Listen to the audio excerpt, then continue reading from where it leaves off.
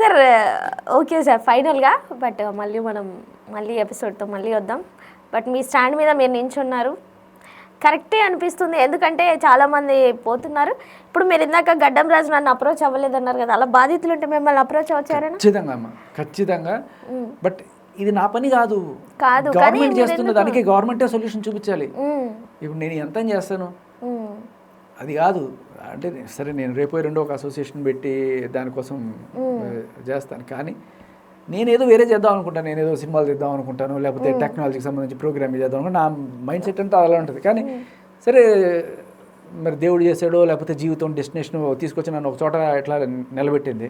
పాపం కొంతమంది వచ్చి నన్ను సంప్రదించినప్పుడు అరే కళ్ళ ముందు ఒక అన్యాయం అయిపోతుంటే చూస్తూ ఊడుకోలేక నేను వాళ్ళ కోసం రావడం జరుగుతుంటుంది. So but I want make sure మహా అయితే నేను అనుకున్నా ఇది ఒక 6 నెలల లోపల ఖతం చేద్దాం. ఏదో ఒక షీ టీమ్సో హీ టీమ్సో లేకపోతే షీ టీమ్స్ లాగా హీ టీమ్సో పురుషుల కోసం కమిషన్ వచ్చేస్తే సరే వాళ్ళని చూసుకుంటారు అనుకున్నా. కానీ మన వాళ్ళకి పురుషుల కమిషన్ ఎందుకు రాదు అనే విషయం ఇంకా తెలియలే. పురుషుల కమిషన్ ఎందుకు రాదంటే ఓట్లు పడాలి కదా.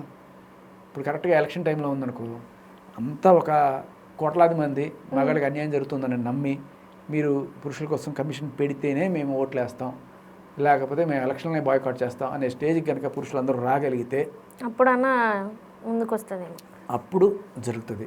లేదంటే రెండో సొల్యూషన్, ఇప్పుడు పెళ్ళి చేసుకునేటప్పుడు అంతా బాగానే ఉంటుంది, ఏదో మాట వచ్చి భార్య కోపం వచ్చి అబ్బాయి వాడు అమ్మని తిట్టింది అనుకుందాం, మీ అమ్మ డాష్ డాష్ డాష్ అని తిట్టింది, వీడు టక్కున చేయలేక ఒకటి కొట్టాడు అనుకుందాం, అమ్మాయి ఎక్కడో పడి దెబ్బ తగిలింది, పరిగెత్తుకెళ్ళి పోలీస్ స్టేషన్లో కేసు పెడుతుంది, అయిపోయి వాడి జీవితం. అక్కడ ఆవిడ తిట్టింది అనేదానికి సాక్ష్యం ఉండదు, వాడు కొట్టింది వాడి చెయ్యి ఉంది సాక్ష్యం, అయిపోయింది. బట్ ఈ ఆవేశంలో జరుగుతాయి చాలాసార్లు.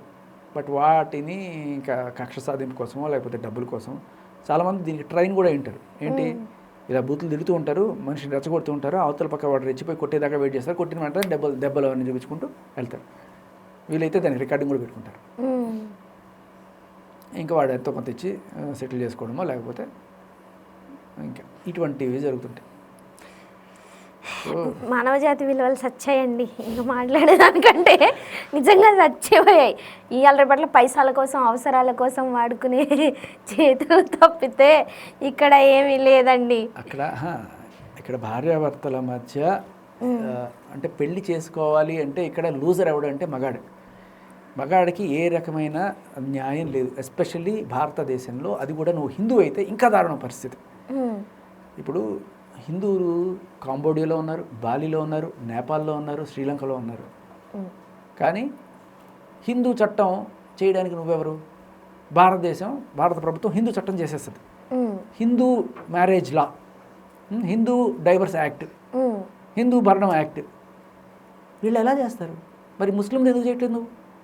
ఎందుకు చేయలేవు అంటే ముస్లింకి వేరే బోర్డు ఉంది, హిందువులకి బోర్డు లేదు కాబట్టి ఎవడన్నా కొట్టచ్చు, అంతేనా? తప్పు కదా. నువ్వు ఏదైనా కంచికి అమ్మకోటి పీఠాధిపతి లేకపోతే ఆదిశంకరాచార్యులు నీ ఇష్టం వచ్చినట్టు రూల్స్ చేయడానికి. ముస్లిమ్స్కి ఎలా నువ్వు చేయలేవో హిందూ మతం జోలు కూడా రావకు. నువ్వెవరు రూల్స్ పెట్టడానికి?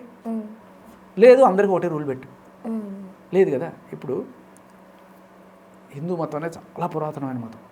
అప్పట్లో కృష్ణుడు 8 మందిని భార్యలు చేసుకున్నాడు. మన తాత ముత్తాతల్లో కూడా 2-3 భార్యలు ఉండేవాడు, రాజులు చేసుకున్నారు. సరే అట్లా నేను దాన్ని సపోర్ట్ చేయట్లా. కానీ హిందూ మతం చెప్పిందా నువ్వు ఒకళ్ళని చేసుకోమని? ఒకళ్ళనే చేసుకోవాలని హిందూ మతంలో ఉందా? ఎక్కడ ఉంది? 2-3 చేసుకోమంటారా ఏంటి? మీరు ఒక చట్టం తీసుకొచ్చినప్పుడు ఒకళ్ళు హిందువులకే ఎందుకు? Why only Hindus? ఇది చిన్న విషయం. బట్ అసలు పెద్ద విషయం చెప్తా. పెళ్ళికి ముందు ఓన్లీ ఏదో చాలామందికి అర్థం కాని మంత్రాలు, మాంగళ్యం తంతునా అంటే ఏంటి చెప్పండి? మాంగళ్యం తంతునా మమ జీవన హేతునా. చాలా మందికి తెలియదు. మనకి తెలియాల్సింది ఏంటంటే, అరే నువ్వు పెళ్లి చేసుకున్న తర్వాత ఈ తాడు నీకు ఉరి తాడు ఎలా అవుతుంది, 498 పెడితే నీ బతికి ఏమవుతుంది, సో భరణం ఇవ్వాల్సి వస్తే నీ ఆస్తిలో ఎంత ఇవ్వాలి, ఇవన్నీ వాళ్ళకి అర్థమయ్యేటి చెప్తే వాడు అక్కడి నుంచి అమ్మ పెళ్లి కూడా చేసుకొని పారిపోతాడు. ఇవన్నీ తెలియక చేసేసుకుంటున్నారు. కానీ నిజానికి మగాడికి పెళ్లి చేసుకోవడానికి అసలు కంప్లీట్ దరిద్రమైన పొజిషన్లో ఉంది. మీరు కావాలంటే పోయి వేరే దేశంలో ఎక్కడైనా పెళ్లి చేసుకోండి, మతం మారి పెళ్లి చేసుకోండి, కానీ ఒక భారతదేశంలో హిందువుగా నువ్వు పెళ్లి చేసుకున్నావంటే నీ బతుకు సర్వనాశనం. కొన్ని మంచి ప్రాక్టీసెస్ చెప్తారు. ఈ మధ్య కాలంలో ప్రీనప్ అగ్రిమెంట్స్ అని తీసుకొస్తున్నారు. ప్రీనప్ అంటే పెళ్లికి ముందే మాట్లాడుకో, ఇదైతే ఏంటి, పిల్లలు పుడితే ఒకళ్ళు మనం విడిపోతే నీకు కొడుకు నాకు కూతురు, లేకపోతే నీకెంత నాకెంత, నువ్వే ఇద్దరిని తీసుకుంటే నీకేంటి, నేనే ఇద్దరిని తీసుకుంటే నాకేంటి, ఇలా మొత్తం అన్నీ ఆలోచించి రాసుకున్న ఒక అగ్రిమెంట్. దీన్ని ప్రీనప్ అగ్రిమెంట్ అంటారు. హిందూది చాలా పురాతనమైన మతం కాబట్టి దీంట్లో అటువంటివి ఏమీ లేవు. మనం తీసుకురావాలి. అంటే అప్పట్లో ఎవరు అడగలేదు కదా సార్. ముస్లిమ్స్కి ఉన్నాయి నికానామా అని అంటారు. ముస్లింలు పెళ్లి చేసుకునేటప్పుడు నికానామా, నికా అంటే పెళ్లి, నికానామా అంటే వీలునామా లాగా పెళ్లి చేసుకునేటప్పుడు వాళ్ళకి ఒప్పందం రాసుకుంటారు. ఎప్పుడైనా మీరు ముస్లింలు విడిపోయారనుకోండి, భర్త ఒక 3 నెలలు 6 నెలలు ఆవిడని పోషించాలి అంతే. ఆ తర్వాత సంబంధం లేదు, ఆవిడ తన లైఫ్ ఫుడ్ ఆవిడ చూసుకోవాలి. కానీ మనకు అలాగే జీవితకాలం పోషిస్తూనే ఉండాలి వీడికి.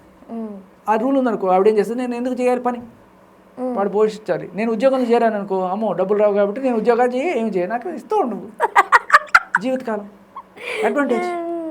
సో నేను అనేది ఏంటంటే ఈ ప్రీనప్ అగ్రిమెంట్స్ అనేది కంపల్సరీగా రావాలి, లేకపోతే మగాడు పెళ్లి చేసుకోవడంలో ఎటువంటి అర్థం లేదు ఇక్కడ. సో మీరు ఈ పురుషుల కోసం కమిషను, అలాగే హిందూ చట్టాల్లో ఈ 498కి సంబంధించి ఇవన్నీ మార్పులు చేయకపోతే భారతదేశ పౌరసత్వాన్ని త్యజించి వేరే దేశంలోకి వెళ్ళి బతకమంటారా?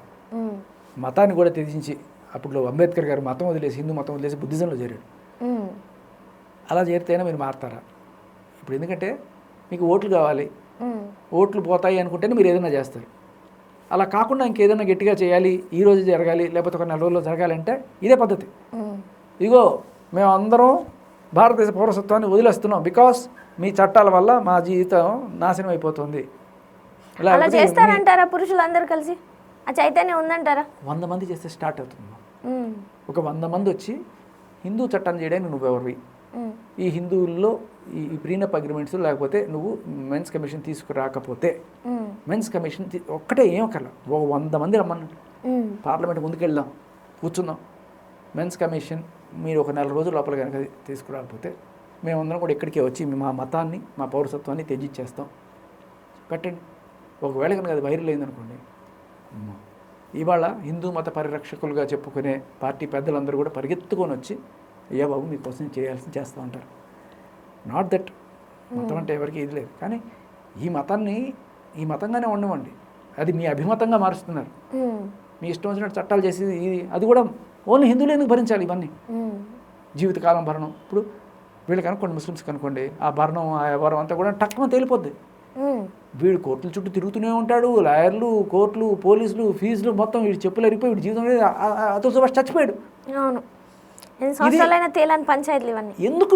అసలు పర్సనల్ లైఫ్లో మీరు రావాల్సిన పని ఏంటి? వాళ్ళు అగ్రిమెంట్ రాసుకుంటారు, అగ్రిమెంట్ ప్రకారం ఉంటారు, ఏమైనా అయితే పోతారు. Agreement is the key. అగ్రిమెంటే జడ్జి. ఇదిగో నువ్వు రాసావు కదా అంటాడు వాడు, ఆ అమ్మాయి కూడా అంటది ఇదిగో నువ్వు రాసావు కదా ఇంత ఇవ్వు అంటది, అయిపోయింది. అక్కడికి ముందుగానే మాట్లాడుకొని చేసుకోండి. మొత్తం జీవితం అంతా ఈ వైవాహిక సంబంధం చుట్టే తిరుగుతుంది, ఎటుబడి ఇటు వదిలించుకోలేరు, ఇటు కలిసి ఉండలేరు, మొత్తానికి కోరలిగిదే అంటారు. చైతన్యం ఎంతమందిలో వస్తుందో పాపం చాలా మంది బాధపడుతున్నారు, మాకు కూడా ఈ టీమ్స్ ఉంటే బాగుండు అని చెప్పేసి. కానీ చాలా తక్కువ మంది ముందుకు వస్తుంటారు. ఎవరు వస్తారు? వాడికి జరిగితే తప్ప రాడు. వాళ్ళకి ఇదైతే తప్పితే ఆ పెయిన్ అనేది తెలీదు. ఇప్పుడు ఏమంటారు, తెలుసుకోవాల్సిందే తప్ప అర్థం కాదు. కానీ తెలుసుకున్న వాళ్ళు ఎవరన్నా సరే, కానీ ఏదో ఒక రోజు ఎక్కడో ఒక చోట మగ్గుతూనే ఉంటారు ఎవరో ఒకరు. అట్లీస్ట్ ఈ ఇంటర్వ్యూ చూసారన్నా సరే మీకు చైతన్యం ఉంటే, ఇగో నేను పార్లమెంట్కి వెళ్దామంటే నేను వస్తాను అని చెప్పే కామెంట్లు అన్నీ వస్తే చూస్తాను. ఓకే మా నువ్వు వెళ్ళు, నేను వెనకాల వస్తా, నువ్వు డేట్ చెప్పు నేను వస్తా అనేవాళ్ళు ఎంతమంది ఉన్నారు చూద్దాం. 100 మంది రెండు పని అయిపోద్ది అంతే అంటారు. మీకున్న ఫాలోయింగ్కి అంటే మీకు రెగ్యులర్గా ఫోన్స్ వస్తుంటాయి కదా, మీరు ఏ టైప్ ఆఫ్ కంప్లైంట్లు వింటుంటారు జనరల్? బాధితులు చాలా, నాకు బాధితుడు 1, బాధితుడు 2, బాధితుడు 3 ఇలా పెట్టుకుంటాను నా ఫోన్లో. అయ్యో చూపిస్తే కావాలంటే ఎంతమంది బాధితులు ఉంటారు, జస్ట్ ఇట్లా బాధితుడు అని కొట్టగానే నాకు అవన్నీ విన్న తర్వాత మీకు అంటే ఆడవాళ్ళదే ఎక్కువ తప్పు ఉంది అనిపిస్తుందా, మగవాళ్ళది కూడా తప్పు అనిపిస్తుందా సార్? తప్పులు సరిదిద్దుకోవచ్చు. కానీ వాళ్ళని తీసుకెళ్ళి మీరు జైల్లో పెట్టేసి వాళ్ళు ఉద్యోగాలు పీకేసి వాళ్ళ జీవితాలు నాశనం చేస్తారు. ఇప్పుడు ఏముంటుంది, భార్యాభర్తలు మహా అయితే తిట్టుకుంటారు, కొట్టుకుంటారు.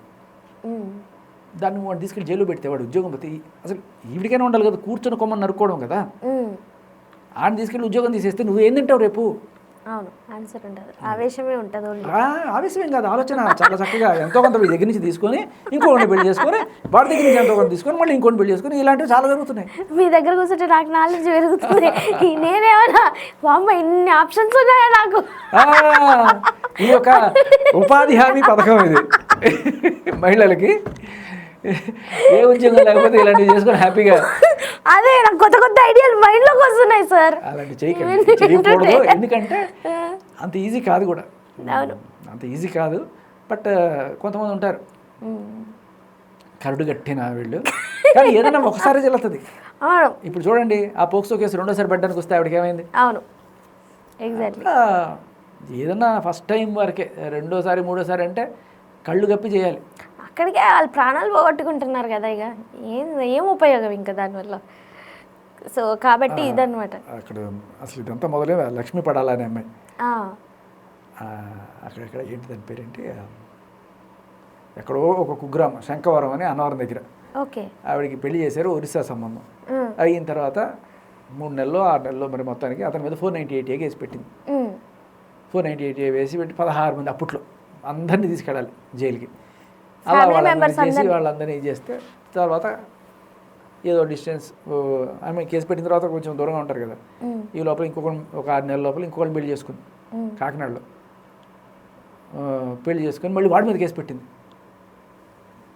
ఏది, అన్నవరం నుంచి కాకినాడకి ఎంత దూరం అంటే 70 కిలోమీటర్లు కూడా ఉండదు. మొగుడు ఉండగానే ఇంకొకరిని పెళ్లి చేసుకొని మళ్ళీ వీళ్ళని అన్యాయం చేశాడు, వీళ్ళను అని చెప్పి పెడితే, ఏది అత్యాచారం చేశాడు అని చెప్పి కేసులు పెడితే వాళ్ళు అదేంటమ్మా ఇక పెళ్ళింది కదా అని చెప్తే, ఇతను నపుంసకుడు సార్, అందుకని ఇతనితో నపుంసకుడుట, అందుకని ఇతనితో ఉందిట. అయితే ఆ 498కి కంప్లైంట్ తీపిచ్చి చూస్తే బలవంతంగా అబార్షన్ చేయించాడనే సెక్షన్ కూడా పెట్టారు. నపుంసకుడు మరి అబార్షన్ అంటే చేయించాడు, అది మన పోలీసుల. ఓకే, నేను ఇంకొక కేటగిరీ కూడా చూసాను సార్. ఇద్దరు హస్బెండ్ ఉంటాడు, పెళ్ళై ఉంటుంది, కానీ అమ్మాయిని ఇంకొకరికి వలేపిచ్చి వాడి దగ్గర నుంచి డబ్బులు రాగొట్టి తర్వాత వీళ్ళిద్దరు ఒకటైపోయి మాట్లాడే అండర్స్టాండింగ్లో వాడిని బక్రాన్ చేసేసి వాడిని లోన్లు తిప్పించి వాడిని అవి చేసి ఇవి చేసి గోల్డ్ లాపించి వాడిని రోడ్డుకి ఈడుస్తున్నారు. అది కూడా చూశాను సార్ నేను. ఆడాళ్ళని పిల్లల్ని వెపనైజ్ చేస్తున్నారు, డబ్బు మారుస్తున్నారు వీళ్ళు. డబ్బు భయం సార్ అంతా. ఇప్పుడు అవసరాలు ఎక్కువ పెరిగిపోయాయి, డబ్బులు తక్కువ అయిపోయాయి కాబట్టి. చూడండి, ఇప్పుడు రాజకీయాల్లో కూడా ఆడవాళ్ళని తీసుకొచ్చి, ఇప్పుడు ఆడవాళ్ళు మంచి నాయకులు ఉన్నారు, కానీ కొంతమంది బూతులు మాట్లాడుతుంటారు, పచ్చిగా తిడుతుంటారు. ఎందుకంటే ఆడదాన్ని ఏం చేయలేరు అనే ఒక ఎక్కడో దీంట్లో మనకి ఇటువంటి బాగా అంత గయ్యాలు నోరేసుకుపడుతుంటే ఈవిడే మనకు కావాల్సింది.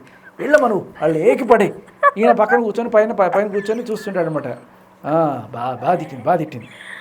ఆయన ఏంటి, ఈవిడ ఏమన్నా అనలేడు, మహిళ అయిపోయింది, గౌరవం మనకి ఫస్ట్ నుంచి నేర్పిస్తారు కదా. సో వాళ్ళు ఏం చేస్తారు, మనం తింటాం కాదు మళ్ళీ ఇంకో మహిళని తీసుకొద్దాం, ఇలా ఈ రకంగా వాళ్ళకి ఉద్యోగాలు దొరుకుతున్నాయి అక్కడ.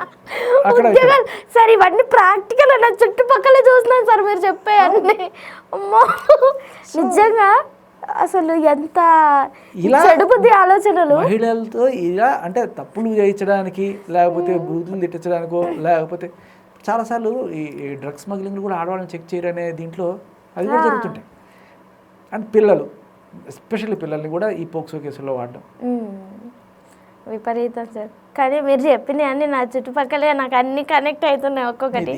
ఇప్పుడు ఇది కాదు, నేను ఇదే ఎలా నవ్వుకున్నానంటే 22 ఏళ్ల అమ్మాయి నాకు 16 ఏళ్ల వయసులో నాకు ఇట్లా అత్యాచారం చేశాడని చెప్పి 22 ఏళ్ల వయసులో కేసు పెడితే మన పోలీసులు తీసుకొని పోక్సో పెట్టారు. ఇంకా నయం, గరికపాటి గారికి సంబంధించి వాళ్ళ ఇప్పుడు చిన్నప్పుడు ఒక 40 ఏళ్ల క్రితంట ఆవిడకి సంబంధించి ఆవిడ ఏదో వచ్చి చెప్తే ఇంకా నేను గరికపాటి గారి మీద కూడా కేసు పెట్టలేదు. అలాంటి సిచ్యువేషన్లో ఉన్నాం మనం. నిజంగా మీరు ఎలా నవ్వుతున్నారు, నేను అలాగే నవ్వుతున్నాను. నవ్వొస్తుంది సార్, మరి ఏం చేయాలి? కేసులు పెడుతున్నారు, జైల్లో పెడుతున్నారు, మనుషులు జైల్లో పెడుతున్నారు. పాపం పోలీసులు బాధ ఎవ్వడికి రాకూడదు. అమ్మో, పోలీసులు బాధ అనకండి. ఇప్పుడు వాళ్ళు ఇన్ని వింటుంటారు, చూస్తుంటారు కదా. 2 రకాల పోలీసులు ఉంటారు. నిజంగానే పాపం అమాయకుడు అని చెప్పి బాధపడుతూ ఏం చేయలేక మేము చట్టానికి బదులు పెడుతున్నాం అనుకునే వాళ్ళు, ఎంతో కొంత వీడి దగ్గర నుంచి గుంజొచ్చు అనుకునే వాళ్ళు కూడా ఉన్నారు. మంచిగా వీళ్ళు కూడా కేసు పెట్టాడు అనుకో, వీడి దగ్గర డబ్బులు ఉన్నాయనుకో, సర్లే. అది కూడా చెప్తాం మీకు ఒక ఎగ్జాంపుల్. మన ఎస్ఆర్ నగర్ పిఎస్లోనే ఓకే, అక్కడ ఒక ప్రముఖ కెమెరామెన్ ఆయన, ఆవిడ ఒక బి గ్రేడ్ సి గ్రేడ్ చిత్రాల్లో నటించి ఒక నటి. ఆయన ఈవిడ్ని ఏదో అత్యాచారం లేకపోతే ఏదో వెళ్ళి కేసు పెట్టింది. కేసు పెట్టిన తర్వాత మొత్తానికి ఏదో సెటిల్మెంట్ ఎంతో కొంత ఇస్తామని చెప్పి సెటిల్మెంట్ చేసుకున్న తర్వాత కేసు విత్డ్రా చేసుకుంది. చేసుకున్న తర్వాత ఈయన సెటిల్మెంట్ లేదు పాడలేదని చెప్పి చేతులు ఎత్తేసాడు. ఇప్పుడు సెటిల్మెంట్కి ఒప్పించిన ఆ ఎస్ఐఓ సిఐఓ ఆయన మీద కేసు పెట్టింది పోయి. ఆయన నా దగ్గర సెటిల్మెంట్ చేపిస్తాడు, 4-5 లక్షలు తీసుకున్నాడు చెప్పి. అంటే ఆడాళ్లతో మగాళ్లే కాదు, పోలీసులు కూడా అంతే ఇబ్బందులు పడుతున్నారు. పాపం వాళ్ళు కూడా మగాళ్లే కదా సార్. ఇంకొకటి కూడా ఇప్పుడు మనం ఆలోచిస్తుంటాం, కొన్నిసార్లు కేసులు బొంబాయి పోవాల్సి వస్తుంది పోలీసుడు, ఢిల్లీ పోవాల్సి వస్తుంది, కొన్నిసార్లు దేశం దాటి పోవాల్సి వస్తుంది, లేకపోతే ఇక్కడే హైదరాబాద్లో అక్కడ తిరగాల్సి వస్తుంది. ఎక్కడి నుంచి వస్తాయి పాప వీళ్ళకి డబ్బులు? గవర్నమెంట్ ఏమైనా ఫండ్స్ ఇస్తుందా రెగ్యులర్గా? నేను ఒకసారి అడిగా ఆఫీస్ అండి, సార్ మీరు ఎవరినో ఒక అక్యూజ్ని పట్టడానికి ఆయన చెప్పుకొచ్చాడు నాకు, బొంబాయిలో దాక్కున్నాడు, పలానా చోటుకి వెళ్ళాను, అక్కడ వాళ్ళు పర్మిషన్ తీసుకోవాలి, ఆ పిఎస్కి వెళ్ళాం, ఇదంతా చేసి. అంటే సార్ దీనికి అందరికీ మీకు రెగ్యులర్గా ఫండ్స్ వస్తాయి అంటే, ఎందుకు లేండి వాళ్ళ బాధలు పాపం. అదే నా 2 రకాల వాళ్ళు ఉంటారు దీంట్లో. ఈ అవకాశాన్ని సద్వినియోగం చేసుకుందాం, డబ్బులు గుందాం అనే వాళ్ళు ఉంటారు. అది 99% ఈ కేసులన్నీ కూడా ఎవరు ఇట్లా వచ్చి నన్ను అత్యాచారం చేశాడు, నాకు సెటిల్మెంట్ చేయండి అని చెప్పి అందంటే డబ్బుల కోసమే ఫైనల్గా ఈ కేసులు. వాళ్ళందరికీ వాళ్ళకి ఇష్టపూర్వకంగా వెళ్ళి ఫైనల్గా మన చట్టంలో ఉన్న లూప్ హోల్ అనమాట. ఏంటి, ఇద్దరు ఇష్టపూర్వకంగానే ఓయోకి వెళ్ళినా కూడా ఆ అమ్మాయి వెళ్ళి కేసు పెట్టచ్చు. ఓయో అంటే కన్సెంట్ కాదు. ఇద్దరిద్దరైన చట్టాలు. ఓయోకి వెళ్ళినా ఇద్దరు లవర్స్ అయితే వాళ్ళ చాటింగ్లు చూస్తే వాళ్ళని వదిలేయచ్చు అంట. అసలు పోలీసులు వెళ్ళి చెక్ చేయొద్దంట. ఏంటి సార్ ఇద్దరిద్దరాలని? అది మీరు చెప్పేది ప్రాసిక్యూషన్ కేసు పెట్టకుండా లేదు, ఇద్దరు లవర్స్ అది డిఫరెంట్. ఒకవేళ ఒక దగ్గర ఇద్దరు ఉన్నారంటే వాళ్ళిద్దరు లవర్స్ అని కొన్ని సంవత్సరాల నుంచి ఎవిడెన్స్లు ఏమైనా చూపిస్తే వాళ్ళని ఏమీ అనడానికి లేదంట. ఎవిడెన్స్లు ఏమి చూపించకుండా కూడా ఏమీ అనడానికి లేదు. మీకు తెలుసుకోవాల్సిన చట్టం ఇది. అమ్మో, నిజమమ్మా. దానికి ఏం వాళ్ళిద్దరు లవర్స్ అని చూపించాల్సిన అవసరం లేదు. వాళ్ళు ఒక మేజరు, వాళ్ళ ఇష్టం, వాళ్ళు ఇద్దరు మేజర్లు, వాళ్ళు ఎక్కడైనా ఏమైనా ఉండొచ్చు. కానీ ఇక్కడ ప్రాబ్లం అమ్మాయితోనే.